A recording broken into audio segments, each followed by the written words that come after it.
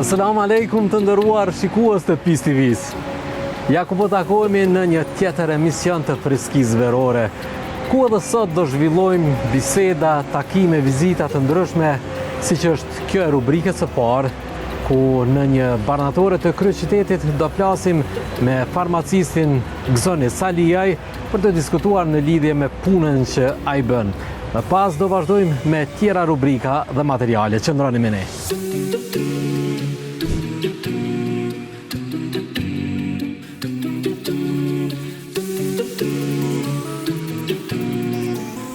Po pra, miqtë mi të ndëruar, ashtu edhe si që bëra paralajmërimin pakës më parë, tani është koha të zhvillojmë bisedën me farmacistin Gzoni Saliaj këtu në Prishtinë. Nderuar, përshëndetje. Përshëndetje, nderuar. Mirë se gjetëm dhe faleminderit që gjetët kohë për të biseduar në lidhje me profesionin tuaj prej farmacistit.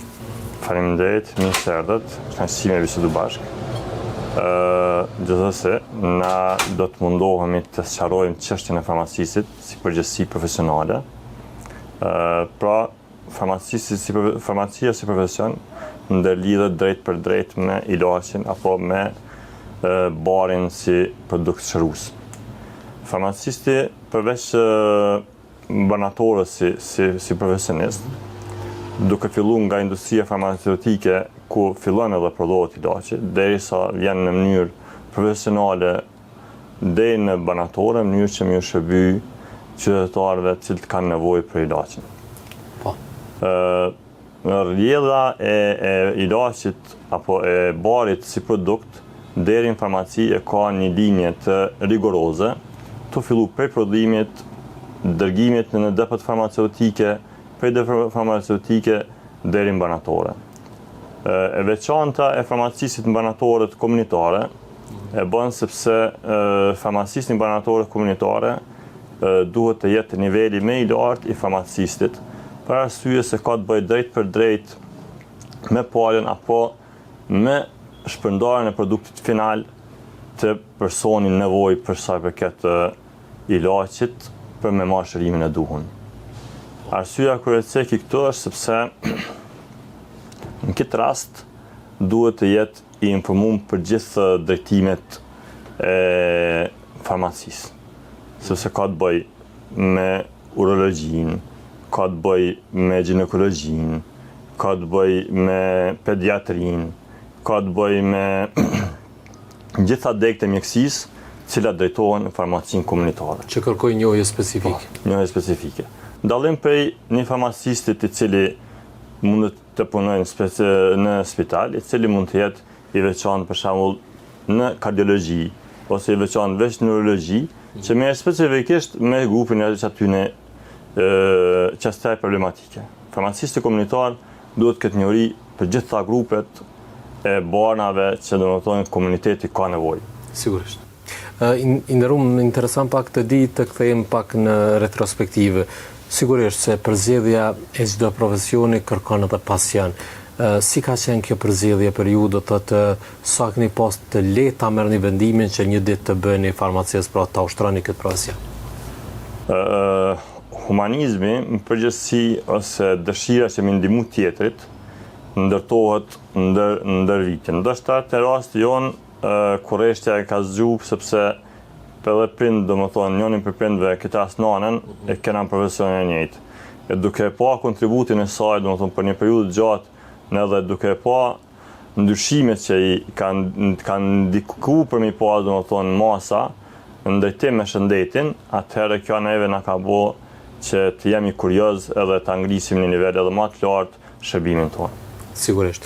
A jeni të lumtur me këtë përzgjedhje që keni bërë dhe cilat kanë qenë sfidat për të arritur deri këtu ku jeni? Sigurisht, na jena të lumtur me profesionin tonë, jena të kënaqur me profesionin tonë. Mirë, po sikur çdo deg edhe profesioni jon ka sfidat e veta. Sigur që bën të veçantë këtë pjesë është pjesa e studimeve, që si farmacista na jena në formë mes mjekut edhe kimistit, e që i ndërlidhin dyjat, edhe e bën që si profesionist më konë mes dy fushave, me i pas njëri të dy fushave, në mënyrë që me plotësu nevojën edhe zhvillimin e profesionit, që me ngrit me një nivel më të mirë, edhe më mujt me jep një shërbim më profesional për palën, këtë ras pacientëve. Po, si është i zhvilluar aktualisht tregu farmaceutik në Kosovë, cilat janë sfidat dhe çka i duhet më shumë që të funksionojë në mënyrën më të mirë ose më të rregullt? Sigurisht profesioni edhe sikur shumë drejtime tjera, pasi na jemi shtet i ri, atëherë ka shumë të meta ose ka shumë ngecje që duhet përmirësu. Normalisht, në qoftë se ne dëshirojmë me mri një nivel, ne do të marrim mostrën më të mirë për me mri qëtë nivel, në mënyrë që të kalojmë të mostra edhe më mirë se sa mostra më mirë. Kem shumë pengesa, po fatmirësisht kanë fillu me marrë zgjidhje, dhe ne dëshirojmë që të jemi pjesë e Bashkimit Evropian, në kuadër të regulatives për me qenë pjesë e Bashkimit Evropian, është edhe çështja e rregullimit të farmacisë në nivel të tyre. Pikërisht kur jemi tek ky aspekt, më intereson të di cili është niveli i përgjithshëm i edukimit farmaceutik edhe nga këndi i pacientëve, sepse sikur jemi mësuar që her pas here kur kemi ankesa të ndryshme, kërkesat i adresojmë edhe pa ndonjë recetë mjeku, sikur dëshirojmë ta vetë mjekojmë vetën tonë, sa është lejuar një gjë e tillë dhe cili është rekomandimi që ju i jepni pacientave në të tilla raste? Sigurisht, tash informacioni është lehtësisht më i qasshëm, mirë po pavarësisht që është lehtësisht më i qasshëm, nuk do të thotë që është çdo herë informacioni i saktë. Shpesh ndodh që pala ose pacienti i këtë rast të merr informacion për një jo profesionisti. Në këtë rast shoqë si ka bo mirë, ose tezë si ka bo mirë, edhe mu duhet me bo mirë. Edhe dallon problematika, dallon dozimi, mandej ka raste që për shembull personat marrin edhe më shumë se një ilaç. Në këtë rast paraqet rrezik që të ketë kundërindikacion mes ilaçeve. Edhe pse niset për shembull që të ketë dobi për të, mund të shkaktoj dëm në këtë rast për shembull. Në këtë rast neve na duhet çdo herë këshillimi, edhe na nevojitet me marrë informata sa më shumë për pacientit mënyrë që me ditë saktësisht gjendjen e tij. Edhe mbarësisht për nivelit profesional të farmacisë, mandej na rekomandohet domethënë këshilla profesionale, në momentin që diçka nuk dihet e saktë rreth gjendjes pacientit, rekomandohet me marrë këshillën prej mjekut përgjegjës se ai ka në mbikëqyrje. Për shembull që ka raste për shembull që dikush është të marrë një terapi për shembull për sistem kardiovaskular ose për ndonjë problematikë tjetër reumatike, që në ndonjë rast saktu mund të më jap një ilaç tjetër i cili mund të më ngasmu luksin ose më rëndu gjendjen që ai momentale ka për shembull. Në këtë rast duhet me pas kujdes. E dim edhe nga të dhënat të ndryshme, nga raportet të ndryshme që sikur populli jon, do thotë shoqëria jon, kanë një prirje edhe për përdorim të tepruar të antibiotikëve. Sa është dëmshme që ne të marrim vendime të tilla për të trajtuar një simptom të caktuar, marr parasysh faktin se vendet e zhvilluara evropiane sikur kanë hjek dorë ose tentojnë maksimalisht të largohen nga përdorimi i antibiotikëve. Sigurisht, fatkeqësisht, mungesa e mjaftueshme e informimit janë të parë. Në disa raporte, ne kemi dalë për vendeve në Evropë që konsumojnë më shumë të antibiotik. Kjo është alarmuese për gjendjen tonë. Edhe pse Inspektorati Farmaceutik e ka rrit nivelin e gjobave edhe është rrit niveli i kërkesës që më qenë prezent receta çdo herë kur kërkohet antibiotiku. Kjo është edhe një apel që asnjë koleg si profesionist mos të toleroj të jetë ndryshe kjo gjendje, pavarësisht që në çdo ndryshim është i vështirë fillimisht për disa persona që janë mësuar në traditë në ftojza, se në asnjë sistem nuk lejohet që disa grupe të barnave më marr pa recetë mjekut. Thonë barna të cilat janë të përcaktuar më marr me recetë mjekut, çdo herë duhet më marr. E në veçanti, antibiotiku i cili është barë më i veçantë, i cili trajton infeksionet edhe problematika tjera me infeksionet që janë. Në shumë raste dallojnë mandej në infeksionet. Antibiotiku në këtë rast i trajton infeksionet bakteriale, infeksionet mund me dallu me qenë virale për virusve, apo mund me qenë mikotike për mysheve në këtë rast, domethënë ose kandidave të ndryshme. Ai bie që në këtë rast paraprakisht pacienti duhet të kryejë analizat e nevojshme që edhe ta merr orientimin pastaj? Çdo herë në këshill me mjekun duhet të përcaktohet në bazë antibiogramit problematika, çfarë do të thotë antibiogrami, e përcakton mikroorganizmin i cili është prezent, edhe vlera në cilën është prezent në atë pjesë.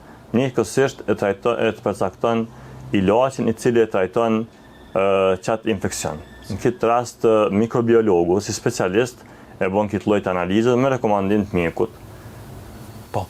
Kemi dëgjuar gjithashtu në vitet e fundit edhe termin për suplemente bio, suplemente natyrore. Son fakt janë të tilla dhe në cilat raste rekomandohen? Me zhvillimin e farmacisë në Kosovë, mbas vitit 2008, mund me thënë kushtimisht, numri i suplementeve gradualisht ka filluar me u rrit. Çka do të thotë suplement? Një shtesë ushqimore, domethënë një shtesë ushqimore e cili nuk e kompenzon ushqimin. Po. Domethënë fillimisht është vlera ushqyese, mungesë të vlerave ushqyese plotësohet me një suplement caktuar. Sidomos mas pandemisë, numri i tyre është rrit dukshëm, edhe në këtë rast masa në përgjithësi ka filluar me marrë më shumë informacione. Normalisht kur të janë të kontrolluar dhe informacioni është i saktë, çdo herë me këshill të farmacistit, dobija atyne vlerësohet edhe rekomandohet edhe me këshillin e mjekut, edhe me këshillin e farmacistit, që njeri me përfitu në këtë rast, pala me përfitu në këtë rast, mos me marë produkte cilat nuk ka informacione rreth saj, rreth efekteve anësore të saj. Më ne rekomandoj çdo herë edhe palëve që vinë tonë edhe mbojnë pyetje. Dakor, ju e keni marrë informacionin, mirë, po informacioni duhet të jetë për faqeve zyrtare, cilat e vërtetojnë, ose për profesionistit, cilat e vërtetojnë që çaj produkt ose çaj suplement ka me shpreh qatë efekt, edhe nuk do të thotë që çdo herë qatë efekt cilin na e presim e mrim, sepse thuhet një shprehje në mjeksi thotë 1+1 nuk bën 2. Kështu që shprehja është sigurisht, sepse secili organizëm është i veçantë edhe problematika duhet më vërtetu në mënyrë që më u trajtu. Në aspektin farmaceutik do të thotë çdo përshkrim i ilaçi i barnës e ka edhe periudhën ditore kur duhet përdorur dhe distancën prej deri. Pse është kaq e rëndësishme pra kur bëhet përshkrimi qoftë i medikamenteve siç janë antibiotikët çdo tetor, 12 apo përshkrimi para dhe pas bukës, do të thotë pse është kaq e rëndësishme që pacienti t'i përmbahet këtij përshkrimi? Receta si dokument është një komunikim mes mjekut dhe farmacistit. Sot në Evropë ose në vende të tjera ku kanë vënë një nivel më të lartë, edhe ka një sistem shëndetësor informativ, e kanë kartelen e personale me të cilën domethënë pala ose pacienti këtë rast e ka historikun e problematikave apo sëmundjeve që i ka pas. Në njëjtën kohë komunikimi është më i lehtë mes mjekut edhe farmacistit. Përshkrimi në këtë rast për shembull i antibiotikut ose ndonjë produkti tjetër që mbaret me përqendrimin e ilaçit në organizëm për me shpreh efektin. Sepse një ilaç është mes dy dritareve. Mes mos ilaçit nëse doza është e ulët, edhe helmit nëse doza është e lartë. Dritarja mes të dy në dyjave, atëherë e shpreh efektin e ilaçit. Shumë helme përdoren si ilaçe, po përdoren doza kuruse. Nëse kish me qenë doza më e lartë, atëherë është helm. ndërsa në qoftë se është doza më e vogël nuk ka rezultat. Për sa i përket pjesës së ushqimit, e rëndësishme është sepse disa ilaçe kanë mundësi me pas kundërindikime me disa lloje të ushqimit. Edhe disa tjera janë të ndihshme për sa i përket përthithjes. Në qoftë se ne ushqehemi, edhe lukthi është plot në këtë rast.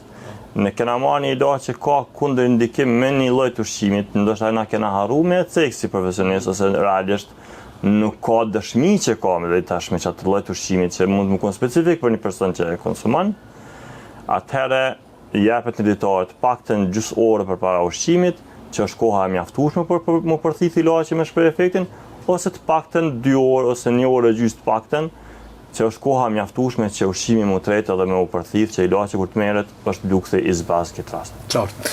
Gjërsa baza e një bari, padyshim se është substanca të cilën ai e përmban, por që në të shumtën e rasteve nëpër farmaci dallon prodhuesi, sepse sigur ekziston në popull kjo shakaja që kur pyetet për diçka mbarnatore, farmacistin munges tina i ofron diçka zaventësim.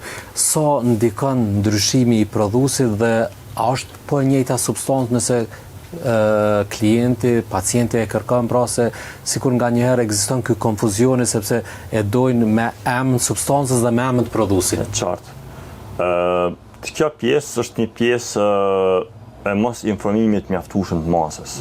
Ligjërisht, në Kosovë përcaktohet ilaçi duhet jepet me substancë kimike. Substanca kimike e ilaçit nuk është që dallon. Ilaçi është i standardizuar me rregulla ndërkombëtare të cilësisë produktit. Në momentin që ilaçi standardizohet me ato rregulla të cilësisë produktit, atëherë i lejohet që ilaçi me dalë në treg të shitjes ose me ofru palës në këtë rast. Tash të na i kena të kufizuar me disa për shkak të sigurie që mi marr produkte të shembull të BE-s, të cilat janë me rregullativ BE-s, por veç asaj na në disa raste kërkojmë që produkti që vjen te na me u shërby edhe në vendin e origjinës. Që më siguru, domethënë që siguria e ilaçit edhe një herë më kon përveç kontrollës laborator, atëherë me pas edhe kontrollin laborator ty, po njëjtë më koni dëshmuar që edhe ata vetë konsumojnë, mos më koni një produkt veç për eksport, që ndoshta në këtë rast paraqet një rrezik për sigurinë e popullatës tonë. Nëse ai ka rrezikuar popullatën e vet fillimisht, atëherë mendohet që mundësia që me e rreziku fillimisht popullatën e vet është më e vogël që me rreziku tani popullatën tjetër jashtë vendit vet. I nderuam krejt për fund. Cila është porosia juaj për pacientët në përgjithësi, pra që drejtohen nëpër farmaci të ndryshme? Faleminderit. Sot në vendin tonë është një gjendje, si më thonë, pak kaotike për sa i përket profesionit. Këto e bazoj sepse fatkeqësisht disa kolegë tonë të një formë ose tjetrën i kanë shit licencat edhe i kanë jap mundësi me punu personave jo profesionista në banatorëve. Kërkesa ime ndaj secilit person i cili ka nevojë është se çdo herë në banatorë ta kërkojnë farmacistin. Sepse në qoftë se një person nuk është i thirrur profesionalisht për me e shpërndar ilaçin, atëherë mundësia që me ndodh gabimi çdo herë është më e madhe. Për atë arsye dhe moto e odës farmacisë është për ilaç pyet farmacistin ose për bari pyet çdo herë farmacistin. Faleminderit shumë. Faleminderit.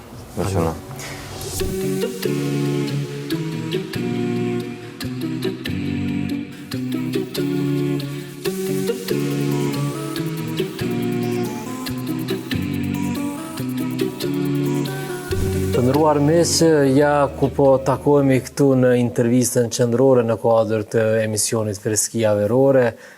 Padyshim se për mua është më së kënaqësi të ndodhem në një ambient kaq të ngrohtë dhe miqësor, siç është ky i tanishmi këtu në xhaminë e Bardoshit në Prishtinë, ku jemi pra të mikpritur nga imami i kësaj xhamie, Besnik Lumnica. Selam aleikum hoxh. Aleikum selam, mirë se keni ardhur, është kënaqësi për neve si stafi i xhamisë dhe si xhamimi pas musafir në këtë format. Faleminderit shumë që na keni përzgjedhur. Hoxh, do flasim për një temë që është jashtëzakonisht koherente, sidomos në këta muaj të verës, siç është mektebi dhe mësimbesimi, pra Tashmë shkollat kanë përfunduar aktivitetin e tyre, pra shkollat obligative, them ato të zakonshme, shkollat fillore dhe të mesme, po dhe tash e sa vite vetëm është bërë një traditë në kulturën tonë fetare, shqiptare, fatmirësisht, që nga vitin e vit po rritet numri i interesimit. Po e nisim me termin mekteb, domethënë çka nënkuptoj me termin mekteb dhe çfarë funksioni ka ai në vetë?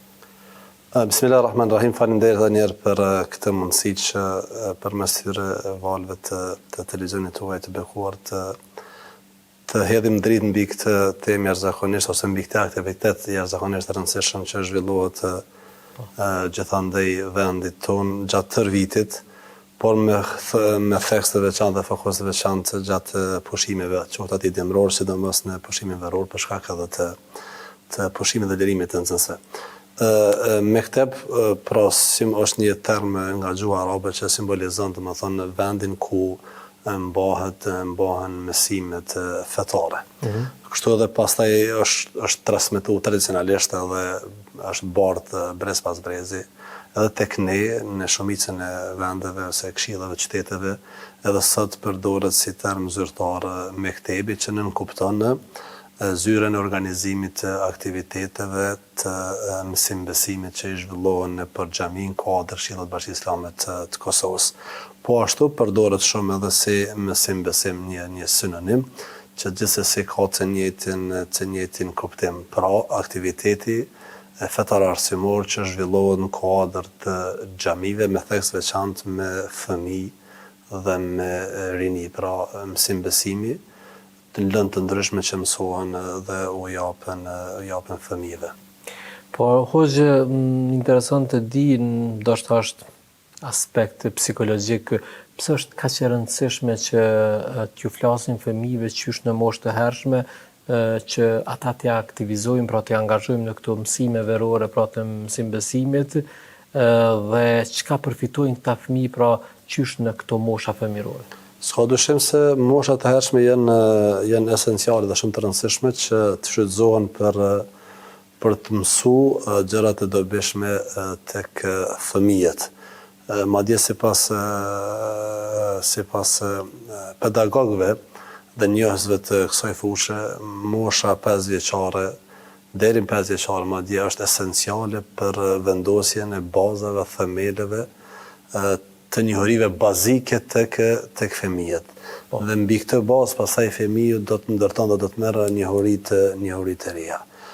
Sot pastaj ka evolu jeta, ka evolu teknologjia dhe fëmijët kanë qasje edhe në mosha shumë të hershme qoftë në teknologji, andaj mbetet shumë me rëndësi që në moshat e hershme t'ju ofrojnë fëmijëve mësim-besimin për shkak të rëndësisë që ka, për shkak të rëndësisë që ka mosha, për shkak të rëndësisë që ka dhe feja dhe mësimi i fesë. Profeti sa më ka porositur që në moshën 7 vjeçare t'i orientojnë fëmijët drejt namazit, çka ne kupton se para kësaj moshe ne duhet t'i mësojmë ata, sepse thotë kërkoni për fëmijëve tuaj që ta falin namazin kur ata janë në moshën 7 vjeçare. Pra, ende pa i plotësuar këto 7 vite, duhet t'ju ofrojmë dhe duhet t'i mësojmë konkretisht fëmijët që ta mësojnë namazet, mësojnë gjëra të tjera të rëndësishme që janë qoftë edukative, qoftë ato fetare kështu me radhë.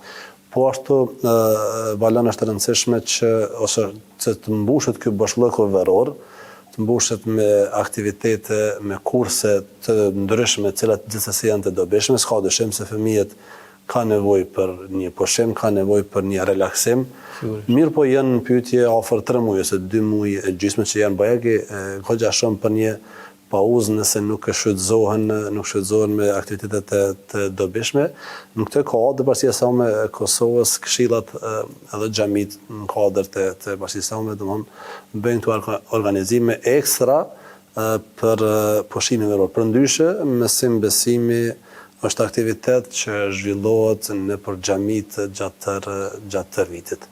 Është shumë e rëndësishme, andaj në shfrytëzoj rastin që të përcjell këtë mesazh përmes televizionit tek gjithë prindërit që të shfrytëzojnë moshën e hershme të fëmijëve për edukimin e tyre, në veçanti kur ata ende janë në brenda shtëpisë, pra ende nuk kanë filluar ndoshta të shkojnë në shkolla, që pastaj ndoshta ndikimi i prindërve ka më qenë më i vogël.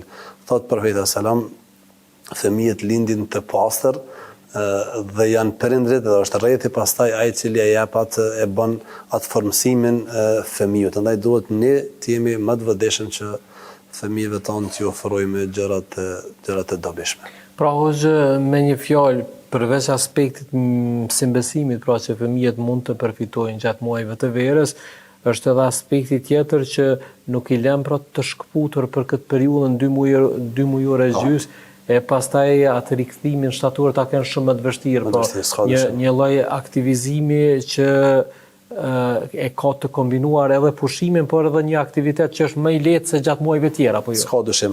Po është njëri prej objektivave është edhe ky, pra që fëmijët të mos kenë një shputje totale prej mësimit, prej librave, prej zhvillimit të aktiviteteve edukative arsimore.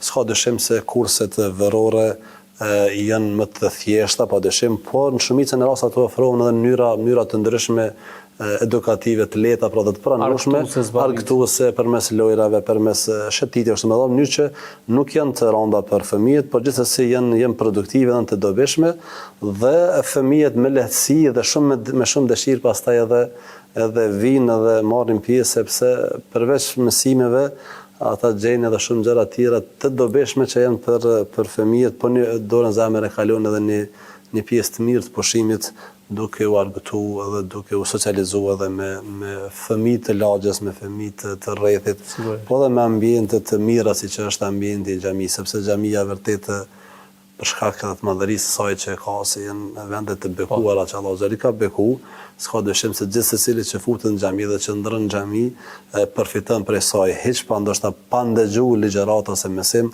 prezenca e njeriu në xhami vetvetiu i jep atij mësime dhe mesazhe që depërtojnë, ndoshta ndër ai fare nuk i vren, po në zemrën e tij, dhe këto mendoj që janë shumë të rëndësishme për fëmijët. Ne jemi shumë të vëdëshëm që me një kurs ndoshta 10 ditor ose 2 javor s'do të ketë shumë mundësi që fëmija të përfitojnë aspektin akademik ndoshta, por në aspektin edukative, sociale, ka jashtëzakonisht gjëra të dobishme që fëmijët i marrin. Hoxha, thamë edhe më herët që tash disa vite pra jeni imam në këtë xhami dhe padyshim se interesimi nga viti në vit konsiderojmë se është i kënaqshëm dhe në rritje. Më intereson të di nga këndi juaj interesimi pra që fëmijët të marrin pjesë në për këto kurse verore është më shumë nga kurreshtja e fëmijëve apo prindrit janë ata që i orientojnë më shumë, sepse fëmijët padyshim se fëmijën kur të shet do thotë sikur e tërheqë ai aspekti shoqëror, po më intereson pak edhe pjesa e prindërve, a ka hezitim te kjo pjesë apo prindrit janë ai promotori që i shtyn për më?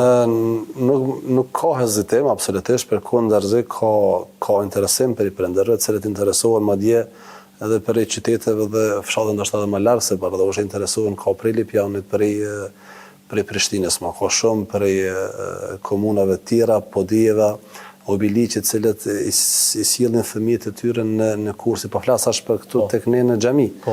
Po kemi krasin, kemi shumë prindë që i dërgojnë fëmijët e tyre në kurse edhe jashtë vendit, kemi në Shqipëri, kemi, domethënë është interesimi jashtëzakonisht i prindërës, ka dyshim.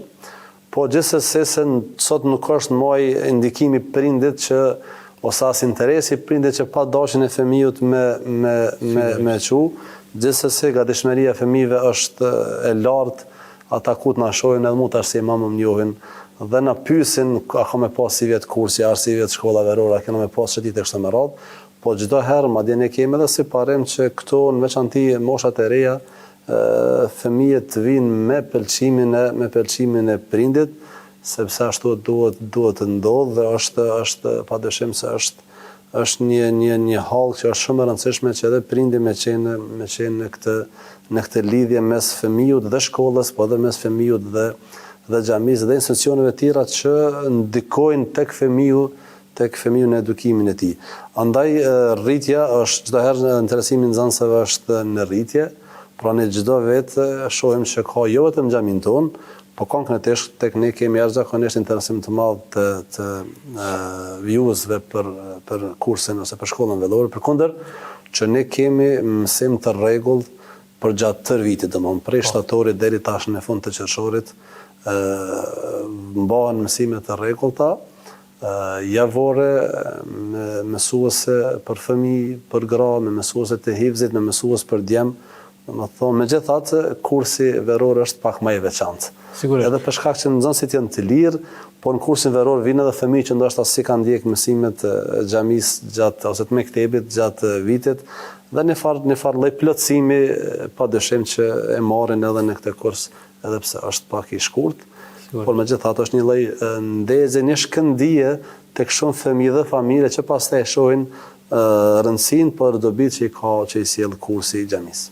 Desha të ndalem pikërisht te ky aspekti i kozgjatjes dhe i vazhdimësisë, sepse në aspektin institucional kemi ndoshta mbi një dekadë që Bashkia Islame e Kosovës insiston do të thotë që në sistemin ton të rregullt arsimor të futet lënda fetare. Por për çështje të ndryshme të cilat i njohim nuk po realizohet një gjë e tillë. Andaj pyetja ime ishte se sa është i mjaftueshëm pra ky angazhim në këto kurse verore për fëmijët që kanë interesim të vazhdueshëm për të qenë rrjedha fetare, por ju sapo thatë që këtë shkollë ju e mbani edhe gjatë muajve të tjerë, domethënë jo vetëm nuk është e koncentruar vetëm në muajt e verës. Jo që një dekadë, po prej pas luftës e këndej, u bënë në 2 dekada, pas përfundimit të luftës, realisht po bënë 3, jemi në më 27 vite pas përfundimit të luftës, dhe prej, po në veçanti pas shpallës pavarësisë besisame, në veçanti në vazhdimsi ka kërku që të futet dhe lënda fetare në kuadër të kurrikules të rregullt në për shkollat tona publike dhe private. Madje është një drejtë themelore për fëmijët, nuk është diçka që po kërkojmë vetëm ne, përkundrazi jemi vetëm ne që nuk e kemi këtë të drejtë. Pra në për vendet evropiane, po edhe në për vendet fshinje, gjithandej fëmijët mësojnë mësimin e fesë të tyre që ta i përkasin. Këtë me të drejtë ka kërku Bashkia Islame, vazhdon ta kërkojë dhe duhet ta kërkojmë edhe ne dhe të mos ndalemi, sepse është nevojë esenciale për secilin fëmijë që ta mësoj fenë e tij. Dhe dobit pastaj janë të mëdha. Ne po shohim ndryshime të mëdha që po ndodhin në aspektin social, lojra të ndryshme të rrezikshme, dukuri të shumta negative që shpesh herë fatkeqësisht i kanë si target nxënësit dhe fëmijët nëpër shkolla, droga, duhani, gjëra negative, dëmshme shumë që i ofrohen fëmijëve. Mendojmë se njëra prej mënyra për t'i mbrojt dhe për të forcuar imunitetin tek fëmijët është pikërisht edukimi i mirëfillt. Ka edhe në shkollë edukim, ka lëndë të mira dobishme, por edukimi fetar është tjetër. Edukimi fetar i flet zemrës, flet me shpallje, është diçka natyrshme që zemra pranon. Dhe mendoj që duhet i ofrohet edhe fëmijëve tanë dhe nxënësve tanë dhe shoqërisë tonë kjo drejt sa më parë, sepse dorën zemër ndryshe është që një mësim i tillë të bëhet në shkollë, në mënyrë të rregullt gjatë tërë vitit dhe ta kenë të drejtën të gjithë fëmijët, sepse prapë ata që gravitojnë në xhami janë shumë pak krahasim me numrin total të nxënësve. Megjithatë, ne ju kemi dalë, mendojmë që ju kemi dalë hakësh, nëse mund ta quajmë ashtu, shoqërisë, sepse vazhdojmë që me kontributin e xhamatit, po edhe Bashkisë Islame të Kosovës, të ofrojmë mësim të rregullt për gjatë tërë vitit në xhami, në këtë objekt që ne kemi këtu afër, që është jashtëzakonisht i përgatitur me gjithë infrastrukturën e duhur, që mësimi të jetë i dobishëm. Dhe vjen ky kurs veror pasaj si lloj çarshie mbi tortë që më përmbyll edhe vitin akademik, nëse mund ta quajmë ashtu, të një viti aktivitete fetare arsimor në xhami. Pra, hoxhë, me një fjalë atë që nuk po e bën shteti ynë pra për të ruajtur moralin, nderin dhe për të ngritur edhe më tej virtytet tona si këmbë dhe si shoqëri, po munduhet me gjithë kapacitetin e vet, pra institucioni i Bashkisë Islame dhe xhamia të cilat funksionojnë në petkun e saj, pra në Bankën e Kosovës, që në kuadër të aktiviteteve dhe angazhimeve të kësaj natyre, pra t'i ruajmë fëmijët tanë, t'i ruajmë familjet tona që ta kemi edhe një vazhdimsi në aspektin tonë me tiparet për cilat shquhet kombi. Roli i xhamisë është i pazavendësueshëm dhe s'mund ta zavendësoj asnjë institucion tjetër, as shkolla, as organizatat, as mediat. Për roli i xhamisë dhe mesazhi i xhamisë është esencial dhe është i domosdoshëm për njeriu, për besimtarët në veçantë. Por, thamë edhe më herët, shkolla e ka rëndësinë e vet, kurrikulat e kanë rëndësinë e vet, mësimi ka rëndësinë e vet dhe mendojmë që dhe bëj thirrje që edhe ne ta hapim ose shteti jon ta hap këtë derë dhe këtë mundësi që lënda fetare të aplikohet në përshkolla, sepse është e dobishme për nxënësit, po është e drejtë e tyre në radhë të parë, por është e dobishme edhe për fëmijët, edhe për familjet e tyre dhe për shoqërinë. Madje sa më parë që futet kjo lëndë, mendojmë që aq më lehtë do ta kemi parandalimin e degradimit ose përhapjes së disa dukurive të cilat veç janë përhap dhe po rrezikohet shoqëria mbarë, në veçantë rinia, në veçantë fëmijët, tash edhe më herët, që cilët fatkeqësisht janë target i atyre cilët nuk ja dojnë të mirën as vendit, as shoqërisë, në veçantë fëmijëve dhe të rive, andaj gjejmë fatkeqësisht që afër shkollave, përkundër që me ligj nuk janë të lejuara, gjejmë lokale cilat ku përdoret alkooli, ku përdoren ndoshta edhe substanca të ndaluara dhe shiten substanca të ndaluara që padyshim janë të dëmshme për shoqërinë. Andaj Bashkia Islame e Kosovës në vazhdimsi është munduar dhe mundohet edhe sot, madje sot ka avancuar shumë në këtë kontest, sot është jashtëzakonisht mirë e organizuar dhe konsoliduar dhe ka me qindra mësues dhe mësuese që quhen mualime, i ka aktivizuar gjithandej vendit dhe ndoshta numri i nxënësve aktiv për gjatë vitit është mbi 10.000 nxënës, cilët vijojnë mësimin në për xhamit ose mektebet e Bashkisë Islame të Kosovës gjithandej vendit. Dhe ky është një lajm i mirë, për dy arsye, për kontributin që po jep Bashkia Islame, por edhe për interesin që po ka shoqëria.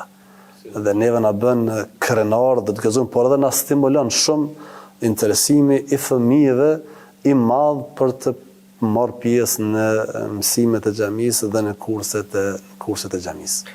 Hoqë tash kur jemi në prag të nisjes pra të këtyre kurseve verore të mësimbesimit, cila është porosia juaj për fond drejtuar prindërve kudo që ndodhen ata, pra cili është mesazhi juaj për ta dhe për fëmijët e tyre të cilët presin me padurim që këto ditë të nisin këtë kohë? Po, tashmë vetëm me përfundimin e mësimit vetëm kanë filluar kurset verore, po quhen shkolle verore, po quhen kampinge verore dhe fatmirësisht ato po zhvillohen gjitha qytetet e Kosovës e në shumicën e xhamive të Kosovës. Ndoshta secili qytet padyshim, por ndoshta edhe secila lagje dhe secili fshat e ka këtë mundësi që në xhaminë e tij, xhaminë e lagjës të zhvillohet kursi veror. Andaj kjo është begati që do duhet të shfrytëzohet shumë nga fëmijët, nga xhamati i lagjës, nga prindërit fillimisht dhe xhamatin përgjithësi. Andaj mesazhi është që i përgëzoj domethënë Bashkinë Islame fillimisht për punën, aktivitetin, angazhimin imamët, sepse imamët janë duke zhvilluar një punë jashtëzakonisht të madhe në këtë aspekt, edhe mualimet, edhe ata që cilët merren me këtë lami, kaq të ndijshme në mësim besimit, sepse nuk është e lehtë, kushte ende nuk ka kushte të mjaftueshme dhe punohet në shumë vende, punohet ndoshta në kushte minimale, por megjithatë vullneti është i madh që ta dërgojmë ose ta çojmë amanetën Allahut Azza wa Jalla në vend. Andaj i bëj apel edhe prindërve që ta shfrytëzojnë këtë mundësi dhe të regjistrojnë fëmijët e tyre në këto kurse, sepse, siç e thamë në fillim, janë jashtëzakonisht të rëndësishme për moshën e fëmijëve, të rëndësishme për shkak të informatave dhe mësimeve që përcillen dhe mesazheve që shpërndahen ato dhe merren ato, është trashëgimi e profetit alayhi salatu wassalam dhe as më shumë që marrim prej kësaj trashëgimie dhe këtij thesari, as më të lidhur dhe as më të pasur do të jemi në aspektin fetar dhe të lidhjes sonë me profetin alayhi salatu wassalam, po ashtu edhe për shkak të shkputjes së pushimit të gjatë, është një mundësi e mirë që ky pushim ose një pjesë e këtij pushimi të kalohet me aktivitete të dobishme. Nuk janë vetëm kurse ku mësohet vetëm feja, ka kurse trajnime të ndryshme, edhe ne këtu në xhami kemi trajnime edhe të fushave të ndryshme, po kemi edhe trajnime ose kurse edhe në IT, edhe në programim, edhe në fushat të tjera që janë po ashtu të dobishme, që ofrohen nëpër xhami, qoftë në kryeqytet, po edhe në xhamit të tjera. Andaj është një mirësi që është përhap shumë dhe po përhapet më të madhe dhe po pritet mirë prej fëmijëve, prej prindërve, prej xhamatit. Andaj kjo pastaj më shtyn që bëj një mesazh edhe për imamet, edhe për mualimet, edhe për këshillat e xhamive, edhe për këshillat e Islamit të Kosovës, që këtij aktivitetit i kushtojnë një rëndësi jashtëzakonisht të madhe. Padyshim. Sepse pra në aspektin e përgatitjes, pra të mos merret vetëm si një aktivitet me kry në çdo formë dhe gjërat ndoshta përsëriten njëjtat informata me vite të tëra, por të përgatitet si një aktivitet shumë i rëndësishëm, të bëhet një përgatitje e fuqishme, një plan program i adekuat për fëmijët dhe ky mësim besim ose këto aktivitet gjithherë përcillet edhe me aktivitete tjera shoqëruese, të cilat e bojnë këtë aktivitet të veçantë, të kapshëm, po të dashur për fëmijët dhe pastaj ata me nxespresin që është të popullit me orë vera, sepse kanë me shku në kursin ose në shkollën verore të xhamisë.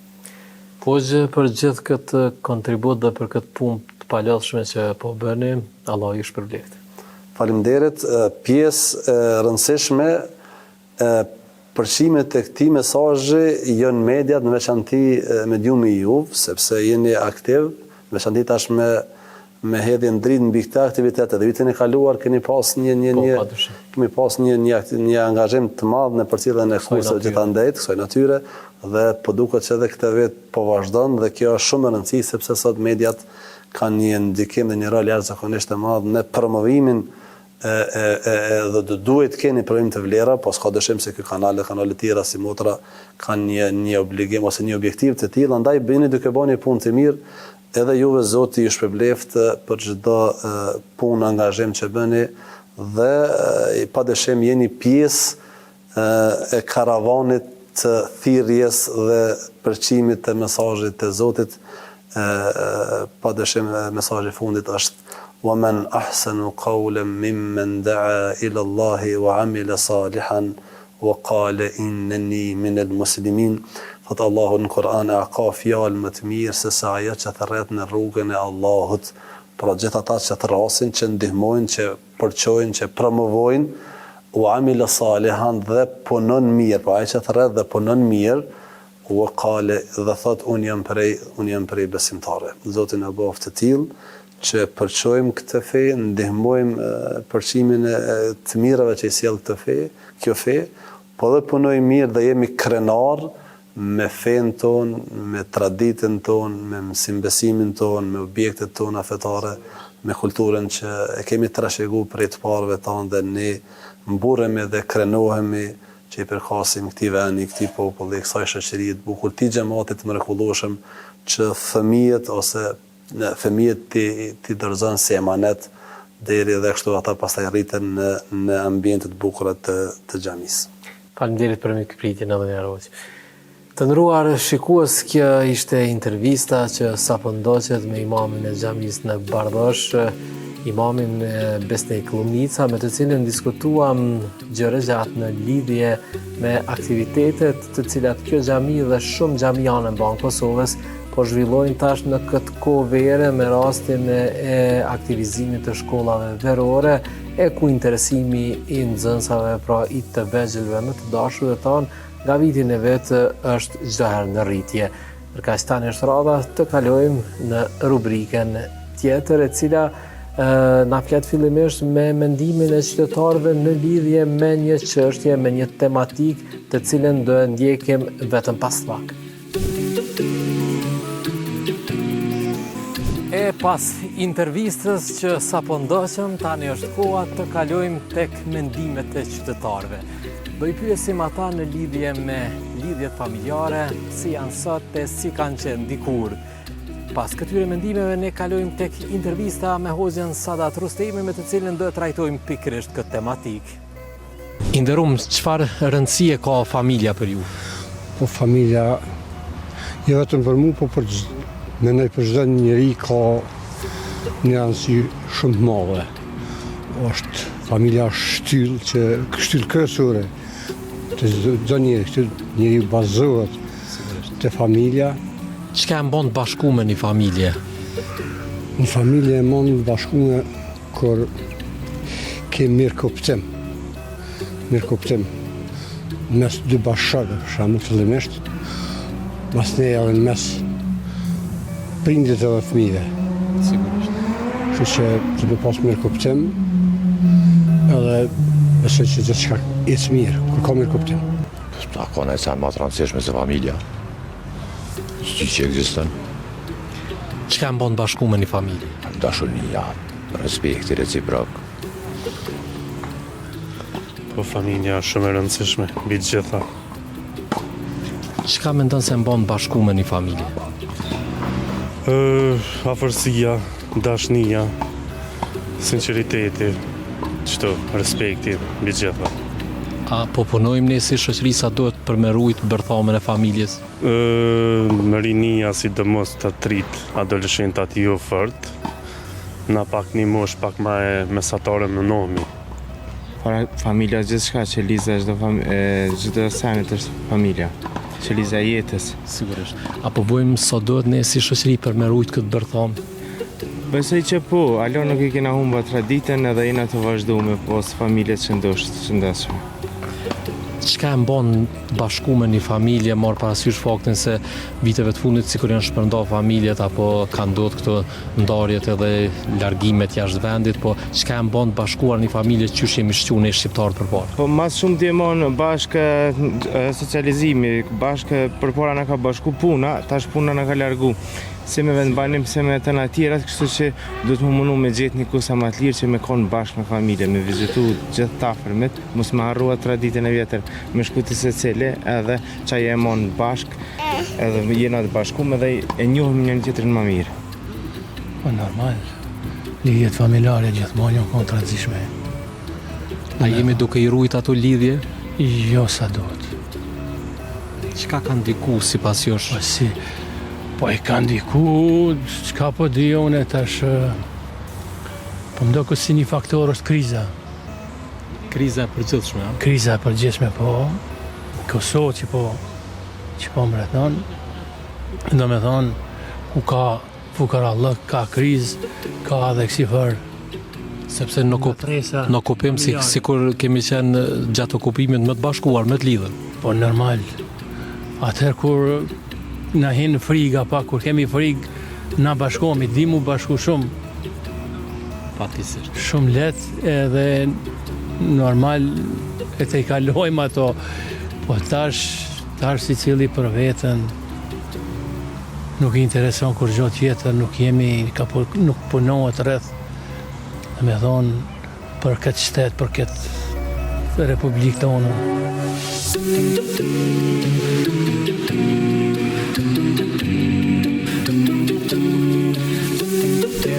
Miqtë të nderuar, pas këtyre mendimeve që ndoqëm nga qytetarët, ashtu edhe siç e paralajmërova, tani është rasti të zhvillojmë intervistën me hoxhën e nderuar Sadat Rustemi, me të cilën do flasim pikërisht për lidhjet familjare dhe rëndësinë që kanë këto për ne dhe për ditëshmërinë tonë. Nderuar hoxha, selam aleikum.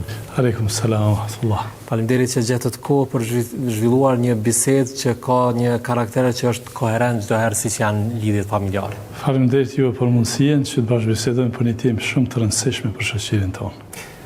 Hoxha, pse është kaq e rëndësishme ruajtja e lidhjeve familjare në konceptin tonë islam?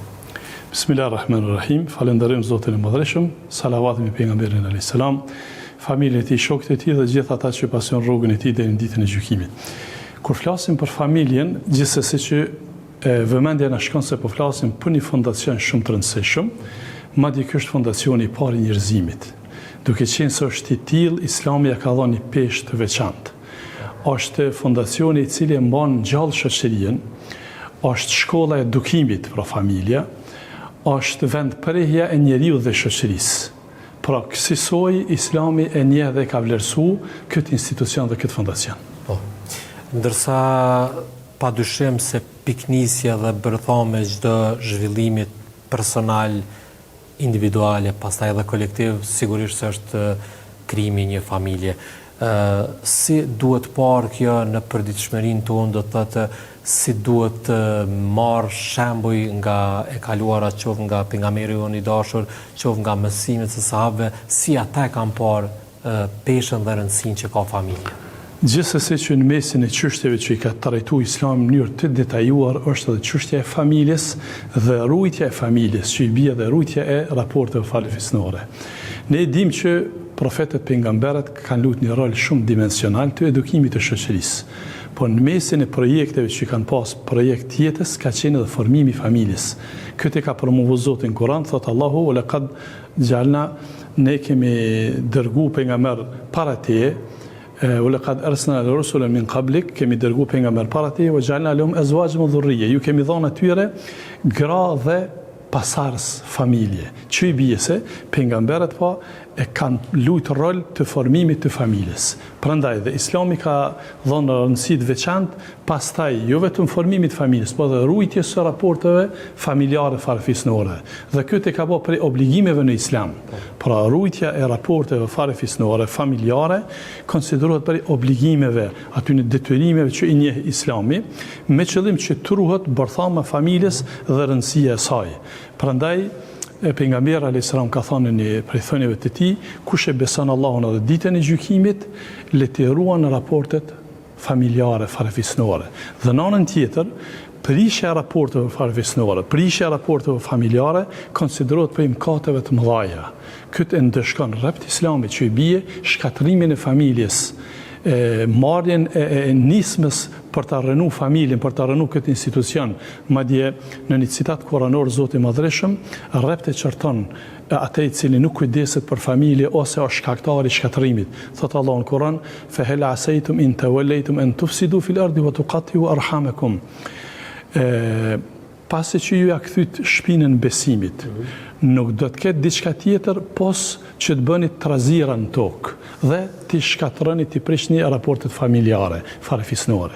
Që i bie se mos prezenca e besimit është faktor relevant i këtyre dy, po themi, trazirëve. Një me bë trazira në tokë dhe dyta me shkatru familjen. Prandaj Islami derisa i ka dhënë rëndësi të madhe e formimit familjes, po ashtu i ka dhënë rëndësi të madhe rujtjes së familjes. Sigurisht. Hoxhë, në të kaluarën tonë edhe si shqiptar, edhe si musliman, padyshim ndërgjën më me vlerë, më me peshë, madje edhe të shenjtë kemi konsideruar familjen. Konsideroj se vazhdojmë ta konsiderojmë ende si të tillë, por pas lufte e këndej, a jemi në këtë nivelin e duhur, pra a jemi duke punuar mjaftueshëm që ta ruajmë këtë celul, pra siç është familja, apo sikur globalizmi ka ndikuar në përditshmërinë tonë dhe me raste mund edhe ta kalojmë në rend të dytë apo të tretë kujdesin ndaj familjes. Po. Nëse bëjmë një studim kështu të kohës, një kronologji kohore të shoqërisë tonë, nëse bëjmë një prerje deri në kohën e luftës, pra para periudhës luftës edhe pas saj, e vërejmë një zbehje të raporteve familjare ose të rujtjes raporteve farefisnore. Pra është një zbehje, nuk po themi që ka shkatrim, nuk po themi që ka shkputje totale, mirë po është një zbehje. Dhe krejt kjo jep me kuptu që të parët tonë e ka njoft Islamin mirë, sepse njohja e Islamit bën që të ruhet kjo vlerë.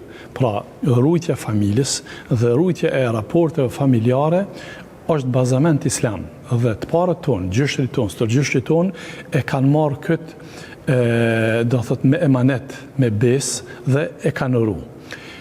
Tani më si që thatë edhe ju, ndryshimet cilat kanë arë pas vitit 2000, njohja e globalizmit ose gjithandej do thot ndryshimet botërore që kanë ndodhur, e ka prejkë edhe këtë çështje jo vetëm tek ne, po në mënyrë globale. Këtë ankesë kanë edhe në tokat islame arabe. Po edhe tek ne do thot shohim që ka zbehje të gjeneratave të reja, prandaj ne duhet ju flasim gjeneratës të re që ky investim që është bërë shumë shekullor në shoqërinë tonë, me një investim shumë të rëndësishëm për faktin se ne konsiderojmë që rrujtja kësaj vlere, rrujtja familjes, rrujtja raporteve farefisnore, neve na ka mbajtur të fuqishëm si shoqëri, neve na ka mbajtur afër, sepse familja i afron anëtarët e familjes, i rrethekon ata, i edukon ata, i forcon ata, dhe kjo gjithsesi që neve na ka shërby mjaftueshëm të kaluarën, sidomos në kohën e krizave, por pse ne kemi të kalu periudhën e luftës, nuk do të thotë që tani më jemi të panevojshëm për familjen. Gjithsesi tani nevoja është edhe më e madhe. Për faktin se ne kemi të kalu një krizë, tani duhet ta shijojmë atë për çka ne kemi sakrifikuar, që është për shijimi i familjes. Prandaj edhe në krye të kësaj, feja islame ka vendosur shpërblime të mëdha për ata që e ruajnë familjen. Dhe në të kundërtën, siç tham, edhe mëkati është jo i vogël për ata i cili e prish. Prej shpërblimeve janë, për shembull, pejgamberi alayhis salam ka thonë, kush don që Zoti t'ia shton rrezikun, pasurinë, dhe kush don që t'i shtohet ymëri, jeta, le t'i mon lidhjet familjare, farefisnore. Dietarët islam kur e kanë komentuar këtë, e kanë komentuar në dy dimensione. Dimensione real, që majtja lidhjeve familjare, farefisnore, e shton pasurinë. Pra, prej një shume në një shumë më të madhe. E shton jetën prej disa vite në vitet e tjera. Dhe disa të tjerë kanë thonë që kuptimi është që e shton begatin, bereqetin. Pra bereqetin i qasoj që Zoti ta ka dhënë nga pasuria dhe nga jeta. Dhe kundërta me të kundërtën, rënimi i familjes, rënimi i raporteve familjare farefisnore, pejgamberi alayhis salam kur ka folur për këtë rrezik, ka thonë kështu: janë dy gjëra që Zoti i Madhreshëm i përshpejton dënimin në këtë botë. Ai i cili ushtron pa drejtësi dhe ai i cili prish raportet familjare, Zoti e përshpejton dënimin e atij komuniteti. Prandaj pra krejt këto determinojnë dhe tregojnë që vërtet Islami i ka dhënë një peshë dhe rëndësi të veçantë familjes dhe rrugës së raporteve familjare. Hoxha, sot kur kemi lirinë e lëvizjes, kur mjetet e komunikimit janë jashtëzakonisht të theksuara dhe e zhvillojnë, pra e mundsojnë komunikimin, qoftë përmes telefonit, qoftë përmes rrjeteve sociale, qoftë përmes vizitave me makinë, sa çdo shtëpi ka një apo dy makina. Këto vizita sikur na kanë paksuar.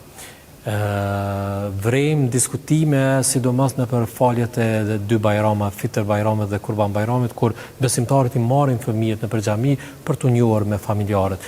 A janë pak dy bajrama për t'ia prezantuar familjen e gjanë fëmijëve tonë? Patjetër që janë pak, sepse rrugtja familjes dhe raporteve do të jetë konsistente, do të jetë edhe vazhdueshme. Pra, një herë dy herë në vit nuk është e mjaftueshme, sepse brenda vitit ndodhin ndryshime të shumta. Prandaj nëse i marrim një programin islam, faljet ditore, faljen javore, pra faljen e namazeve ditore, namazin e xumas, dhe pasaj gjatë vitit kur kem për shembull Ramazanin e raste të tjera, shoqërimi i fëmijëve, qoftë në xhami, qoftë te farefisi, do thotë fëmiu rritet duke kuptuar rolin dhe rëndësinë e tij në të ardhmen, në rrugën e frymës familjare. Prandaj në të kaluarën, qysh ne jemi rrit gjenerat tona edhe të mëhershme, do thotë në çdo tubim, çdo aheng, çdo rast gëzimi, madje edhe pikëllimi, jemi shoqëruar. Na kanë shoqëruar, do thotë prindët dhe gjyshrit ton, dhe ne e kemi trasuar rrugën e tyre dhe e kemi rrugë këtë vlerë. Prandaj konsideroj se prej mekanizmave, metodave, formave të rrugës së raporteve familjare, farefisnore është shoqërimi i fëmijëve tek axhallart, tek kusherit, tek dajallart, tek shoqëria, në xhami, sepse në xhami i takojmë gjithë këta. Po jo vetëm në xhami, po edhe do thot në vizita. Pse Islami ka vendosur çmim të veçantë, shpërblim të veçantë për vizitën e të afërmve. Ai që viziton zjaretin që njihet do të gjuhën e popullit, krejt këto pro e fuqizojnë rolin e rrugës së familjes, por nikosisht është mekanizëm i cili është i vazhdueshëm për të gjenerata e re. Hoxha, falenderoj shumë për këta minuta që ndatën me ne për këto këshilla kaq të ngrohta dhe miqësore. Faleminderit juve për mundësinë. Të nderuar shikues, kjo ishte pra intervista që sapo zhvillua me hoxhën e nderuar Sadat Rostemi, imam në xhaminë e Veternikut këtu në Prishtinë. Për kaq shfrytëzoj rastin që këtu edhe ta bëjmë përmbylljen e emisionit të sotëm. Deri në takimin tonë të radhës. Asalamu alaikum. Thank you.